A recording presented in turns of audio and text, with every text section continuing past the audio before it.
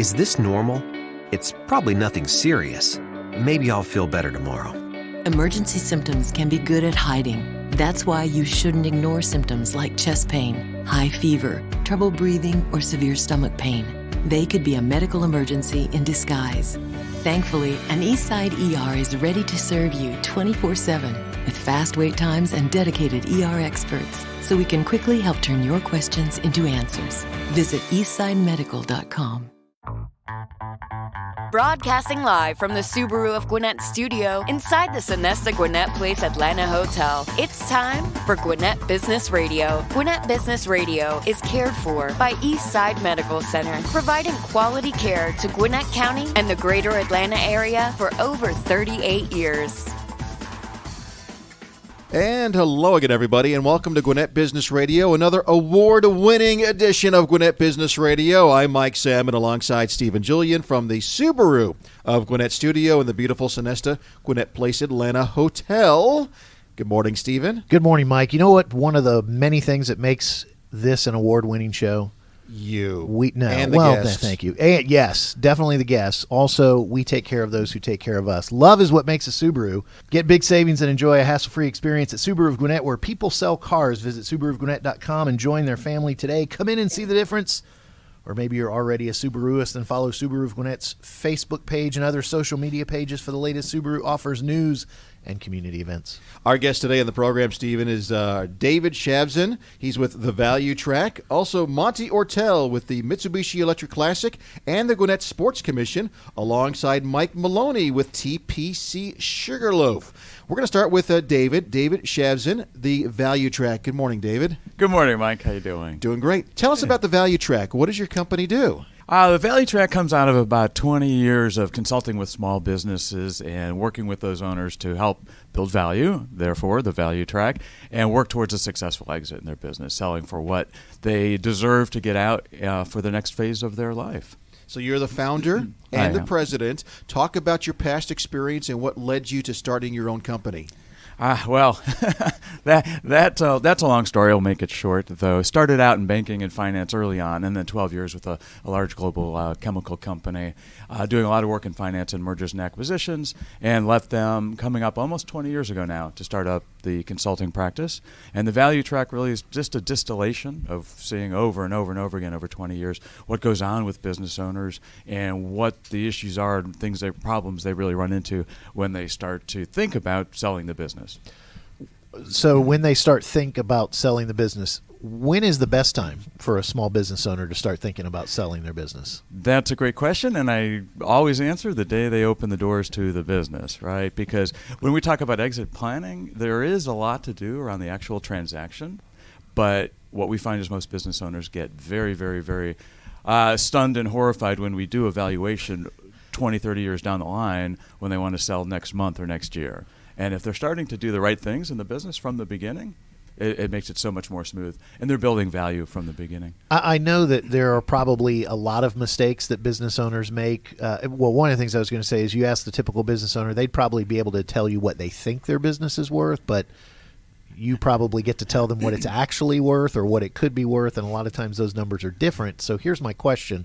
What are some of the biggest mistakes that business owners are making today that is hurting their value for when they do exit the business later?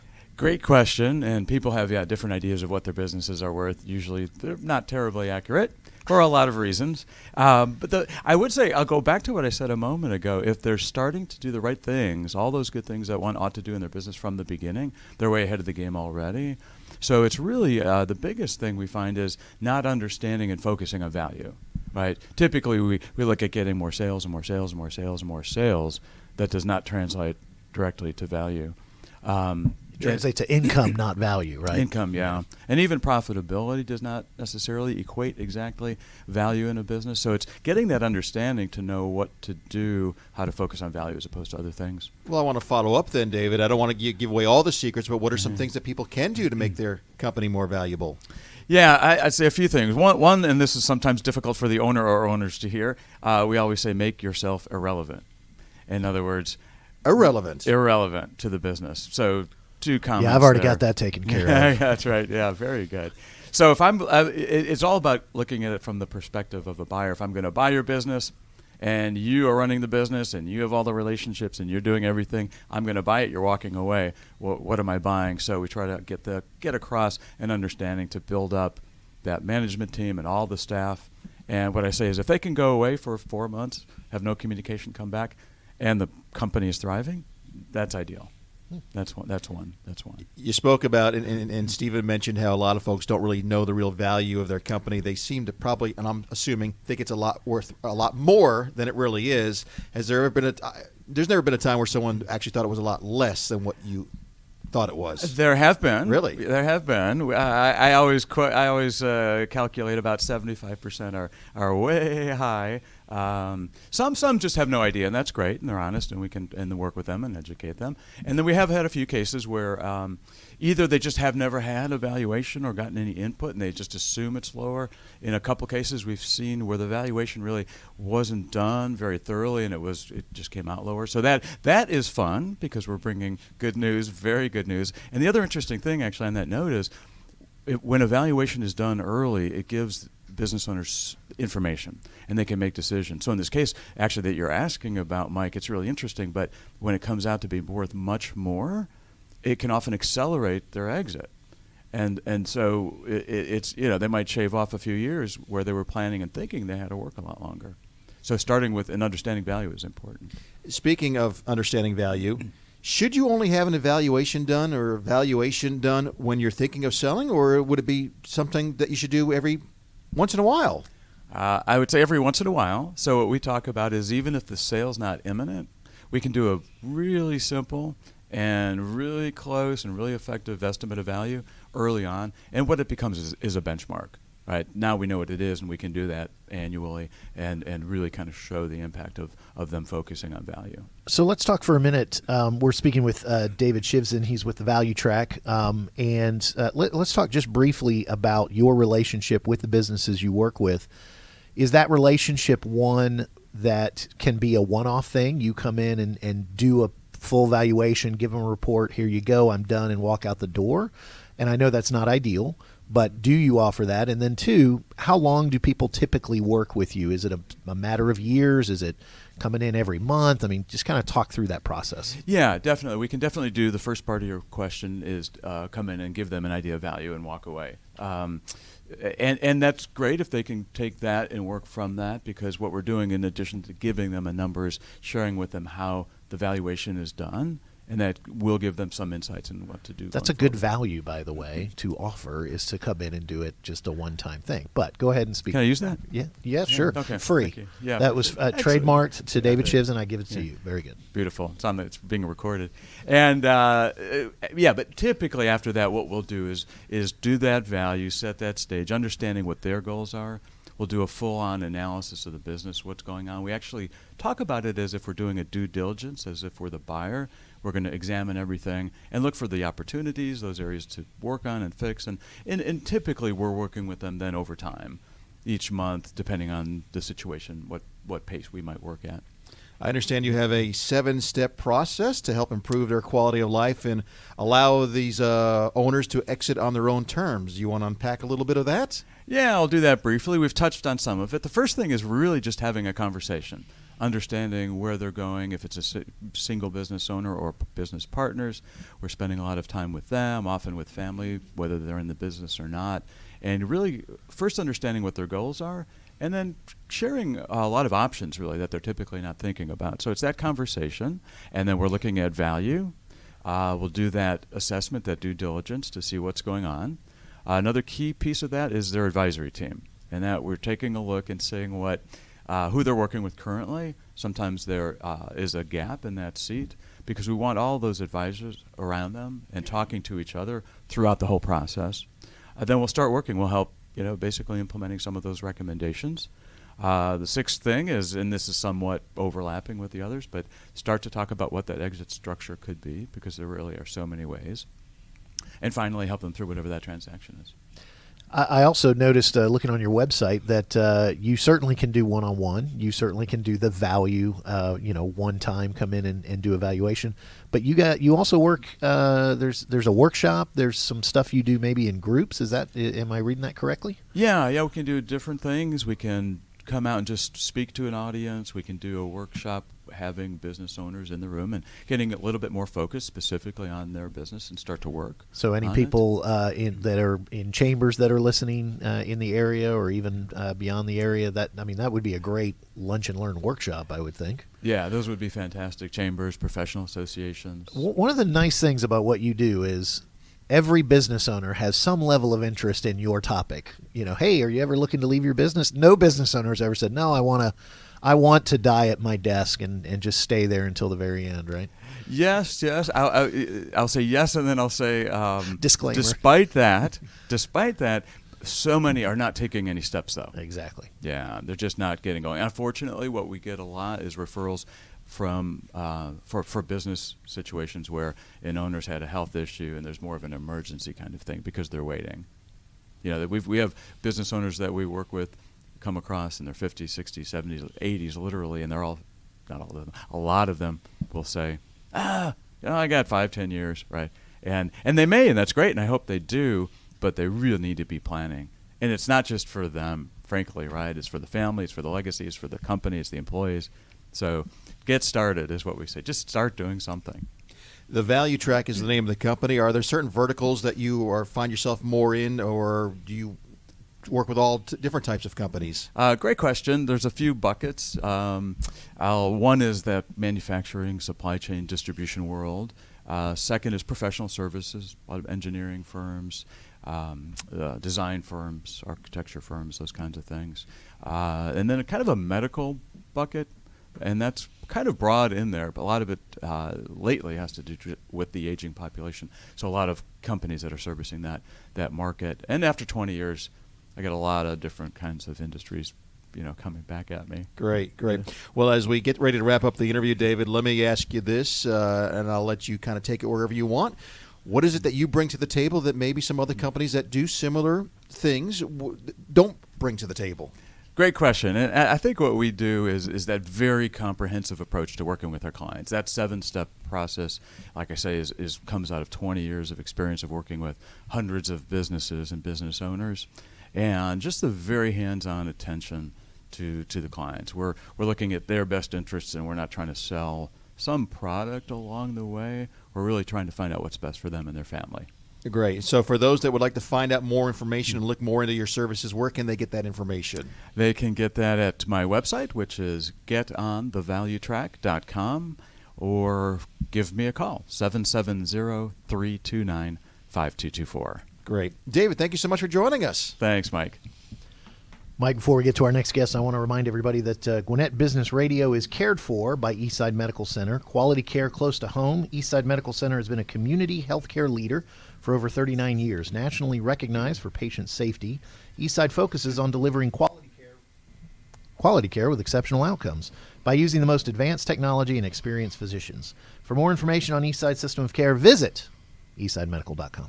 All righty. Thank you so much, Stephen. Our next guests are kind of, there's a relationship here. Monte Ortel is with the Mitsubishi Electric Classic and the Gwinnett Sports Commission. He's the executive director with the Gwinnett Sports Commission.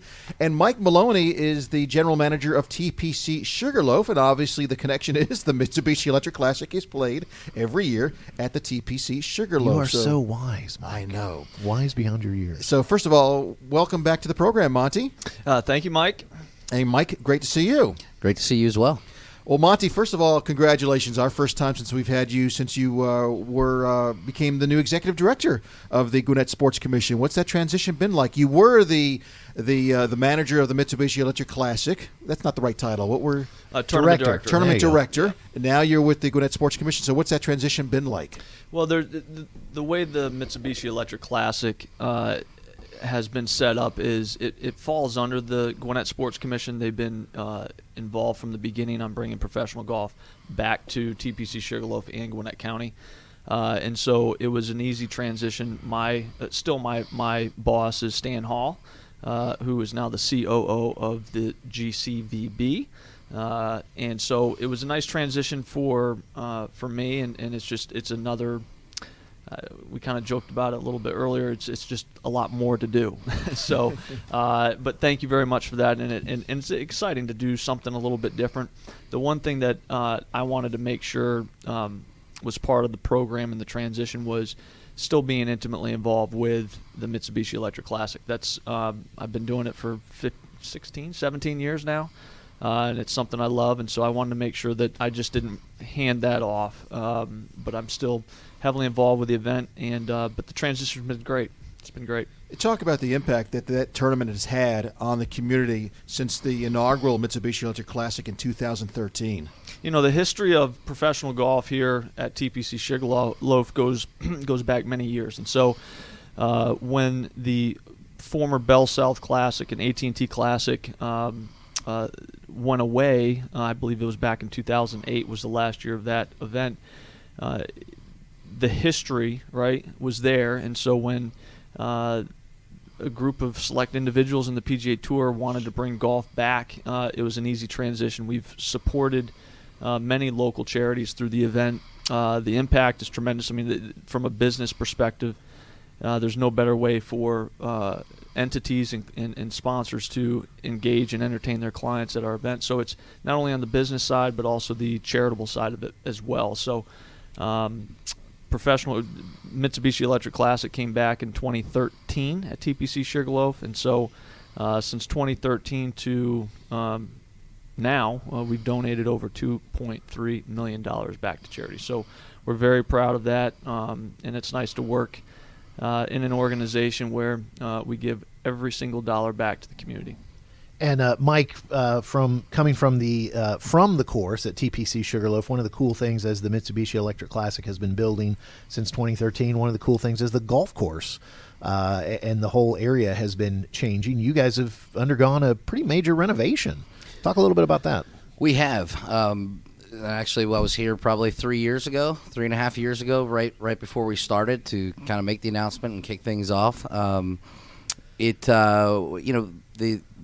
club opened in 1997, and so it was time.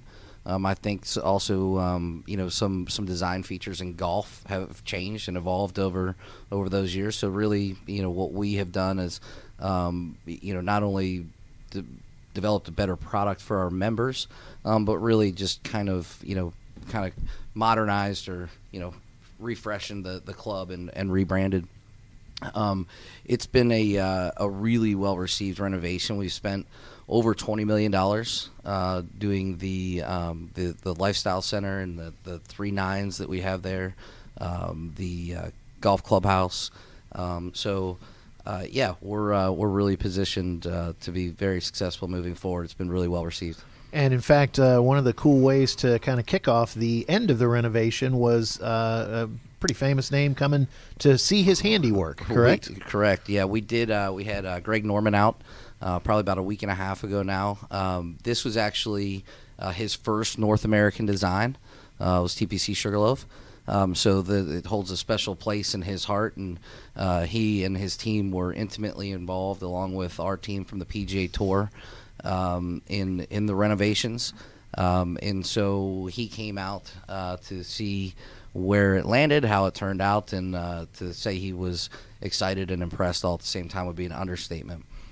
He actually played the last 9 that opened with a couple of our guests and then one of our members, who we drew at the Q&A. So pretty special day for that member. Who won?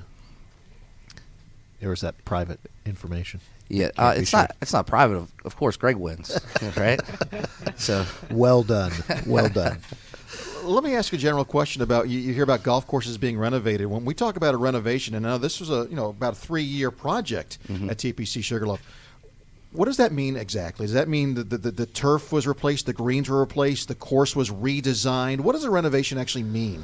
Well, so it's a good question because it can mean a number of different things, right? So it can mean everything from rerouting holes or, just to different grasses, as you said. In our case, we basically replaced all of the irrigation, which is a pretty big undertaking. Unfortunately, you don't really see it because it's in the ground, but it does help us provide, premier playing conditions throughout the year to have a state-of-the-art system. Secondly, we changed grasses on the golf course.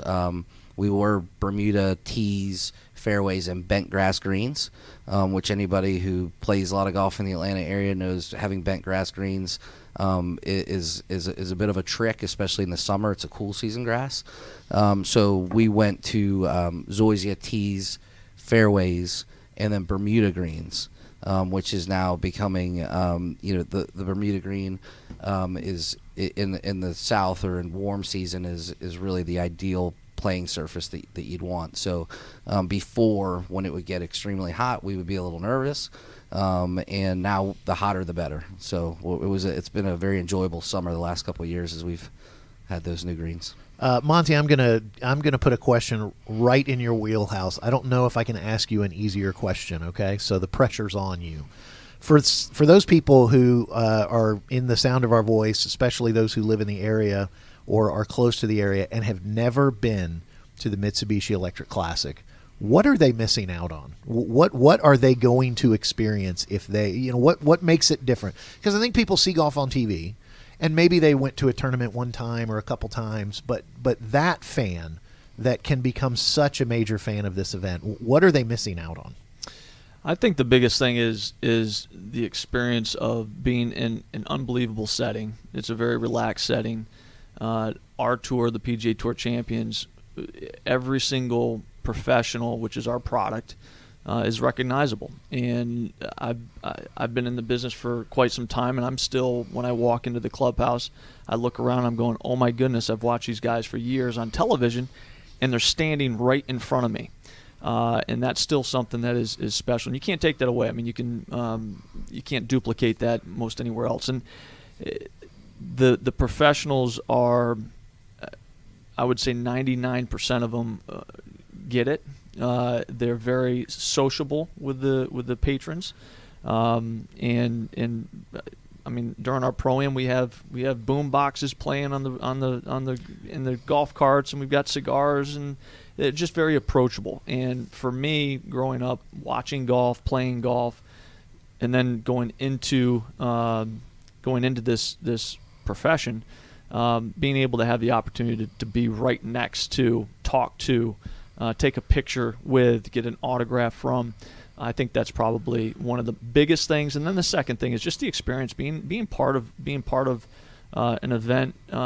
It's unlike a football game where you walk in, you walk out. It's an all-day event, and you can come and go. You can bring your family. It's just fun. There's a reason why the greatest PGA Tour event happens in Georgia in April, right? Tour Championship. Yeah, exactly. Oh, I'm sorry, the Masters. Yeah, and then I was going to say Mitsubishi Electric Classic personally. Well, I said PGA. Thanks, Mike. Sorry, I said PGA. I didn't say Champions event, right? So, so there's a reason why they do that in Georgia in April, and you guys, there's a reason why this is the best Champions event is because that's one of the reasons is because it's in Georgia in April. Let me ask this, Monty. So I asked about the individual coming to the tournament. Now, speak a little bit about, we are Business RadioX. Speak a little bit about what a business owner, what a business could get being part of the tournament, whether it's the Pro-Am or being part of the hospitality tents. Talk a little bit about that. It's interesting because my senior sales guy, Bill Marriott, and I were just up in Wisconsin on Monday, and we had the same conversation with the gentleman who was going to make a decision on sponsoring the event. And he said, why should I be, basically we're making a pitch, right? And our tour, professional golf, the PGA Tour as a whole, from a B2B standpoint, is the best of any professional sporting event. The statistics show it, the feedback shows it, night and day difference. And so the ability to have a sporting event go all day, you're with your client or your whoever it is, your prospect, with you all day. We provide the best food and beverage, and I've done many events. This is probably the best catering and setup. We put a lot of money into that. But the focus isn't on the field all the time. So you might have a client for 15, 20 minutes of interaction and engagement. For us, it could be all day. And so that's one of the aspects. The other one is we provide, tell me what sporting event you can play with. You can't go out on the field with Matt Ryan and play catch before his game, before an NFL game. You can't do that. Yeah, I tried once. It didn't go well. It doesn't go well. You get taken off. Yes, quickly. Exactly. We have the ability to play with the folks that you're going to see the following day in competition, 18 holes of golf, and that experience provided to you, your client, that'll be talked about for forever. A lifetime. A lifetime. So it's just those unique things that we have to offer, and it's that's why clients come back year after year after year, because it works. All right, Mike Maloney of TPC Sugarloaf, I have a kind of a secret question for you. You know the course probably as good as anybody else, probably better, especially after this renovation is done. Well, Monty is saying maybe he does. Okay, so Monty in his office, they do a lot of quality assurance out there. So here's here's my question: quality assurance. Okay. That's right. If I come to watch the tournament, is there what are some of the best spots? I'm not going to make you pick the best, but give me 2 or 3 really good spots. Not if I'm not going to follow them. Where do I need to camp and enjoy the tournament? So I'm going to be a little biased to 18 green, as Monty touched on, and this is my first time at a club with a tour event or a PGA Tour Champions event, so I wasn't really sure what to expect. The access that the fans have to the players is like no other. My kids don't watch golf. They think when I have golf on, it's boring. They leave. Every year they can't wait to go to the Mitsubishi Electric Classic. They stand on right by the 18th green. Every player that comes off is signing, is anything they want. They're talking with them. They're out front of the clubhouse. You walk outside the clubhouse and you've got John Daly out there with 10, 15, 20 kids yucking it up while he's waiting for his car. That just doesn't happen. So I would say 18 green. And 16 green, the grandstands behind 16 green really is starting to become a kind of an event of its own out there. Nice. So I think that they one of the vendors out there was doing dollar beers for any birdies that were made, and so God forbid one of the players misses something that the fans consider they should have made that putt. You do hear the moans and groans out of the grandstands, which becomes quite entertaining. But Monty wants to chime in, I think. No, I just want to say one thing to bring it back to an earlier question to Mike about the golf course. We're fortunate, not only our title sponsor in Mitsubishi Electric, but also the tournament staff and the professionals that play every year. I don't hear of any other golf course that they play, and they play 27 times at 27 different golf courses around the world, 4 different countries, 18 different states. I never hear them say, "I like somewhere else better." And there's some continuity with the professionals on this golf course. They think year in and year out. And shoot, Bernhard Langer mentioned it 2 years ago about the conditioning. He just played Augusta, and he said our fairways here at TPC Sugarloaf are better than Augusta. And we about fell out of our chairs. It's hanging everywhere in the clubhouse right now. That's right. The newspaper clippings. So even after this renovation and coming out of it, the feedback, the product is unbelievable, and the professionals are eager to come back because of the layout, the design, the conditioning. His superintendent is tremendous. So anyways, I wanted to bring that full circle because it's the product that we have the ability to build on, play on is unbelievable. So Monty's choice is follow the golfers around because then you'll see the beauty of every single hole. Is that your? There you go. Would say? There you go. But I would say 18's just beautiful, beautiful backdrop. You've got the monster board that sits right in the pond there, the little lake. So you can't beat it. I can tell you something that the players really enjoy about this event as well is just Gwinnett. It coming to this part of the country, having everything that Atlanta offers within 45 minutes of downtown. What we have right here in Gwinnett outside the gates from dining standpoint to downtown Duluth and those sorts of things. It's probably, I mean, you might know better than I, Monty, but it's probably their favorite area to go to, not just necessarily the golf course of where their tour stops are. So brings back a lot of memories. Most of the guys that are playing here played in the Bell South and the AT&T. They're with the same caddy from 20, 25 years, however long ago it was. So you get to hear a lot of good stories, and so I think it's a bit of a sentimental trip for them, walk down memory lane to come back here. Speaking of the professionals, Monty, I know the this year's PGA Tour Champions Tour season has come to an end. So looking ahead to 2020, what can we expect? Do we know some of the golfers that are definitely coming for next year? So I'll highlight a couple players that have recently turned 50, and one, I don't know, kind of a unknown name called Phil Mickelson turns 50 coming up. Now, does that guarantee he will come, or do you have any idea? So he's eligible. He's eligible. I believe that Phil Mickelson, specifically to him, is he feels that as long as he can compete at the highest level on the regular tour, the PGA Tour, he's going to try to do so. That being said, you can't beat Father Time sometimes with these 20-year-olds that are bombing at 340 yards. You can't. I mean, they're just better, faster, fitter, and at some point he's going to have to say, I can't do this. But I have a feeling that the feedback we're getting is he's going to start picking a couple different events on the PGA Tour Champions schedule. Hopefully, we're one of them. I know he has.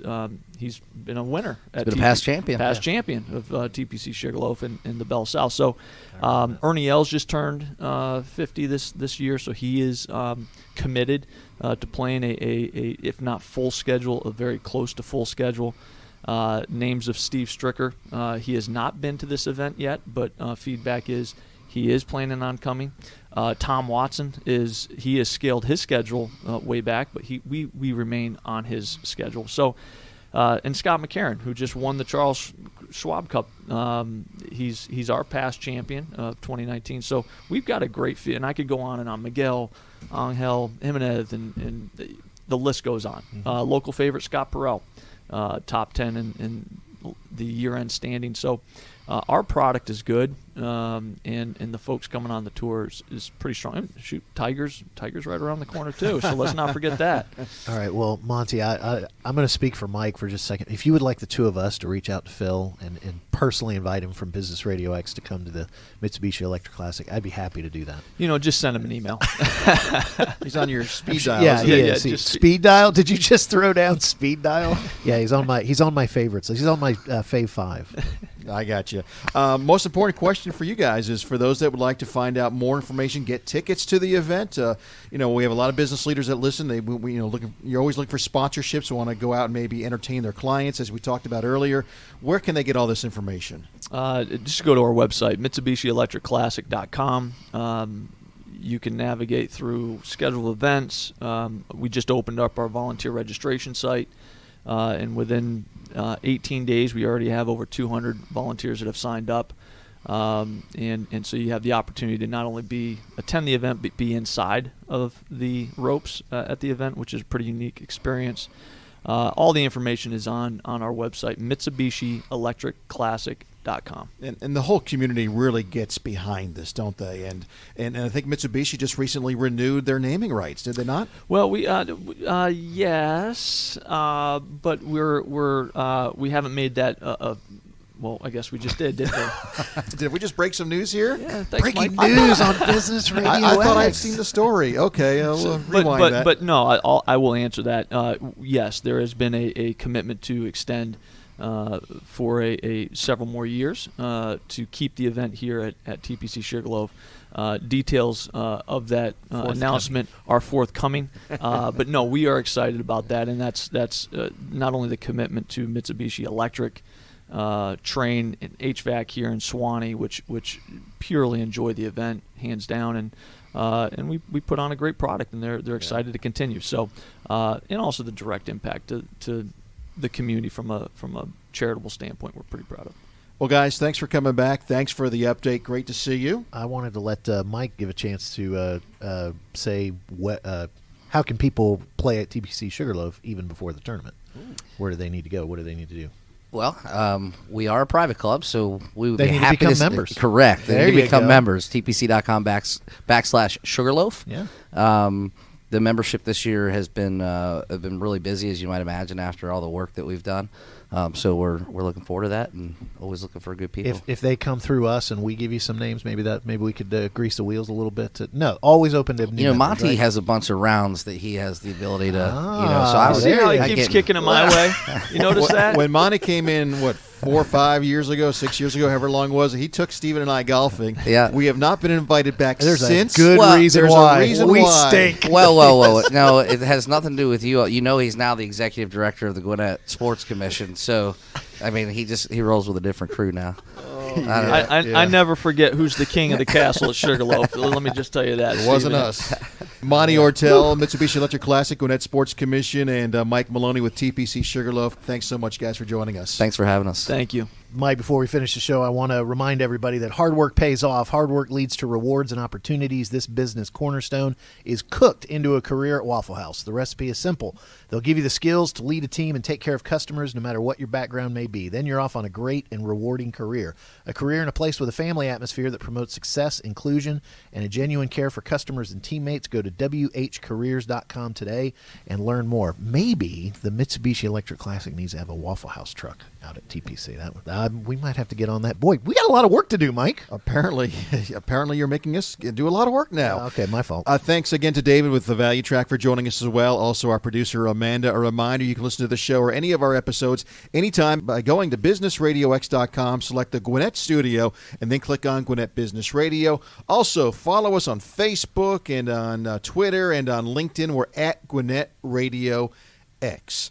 Unfortunately, Phil Mickelson has already called me back, and he said he talked to Matt Ryan, and since I tried to get on the field, and that was a bad situation, I might have hurt his chances for now, but he said I was acting independently of the Mitsubishi Electric Classic. Kobayashi and Joey Chestnut both called as Yes, well, and they yes. said congratulations on that Thank bagel you. challenge Thank you did this thank past thank week. Yeah, that is my one sports skill. You ate Eating a lot of food. vast quantities. That was of food. amazing at Yeah. 101 Bagel Cafe. Amen. All right. Again, thanks to our listeners. We'll see you next time here on Gwinnett Business Radio.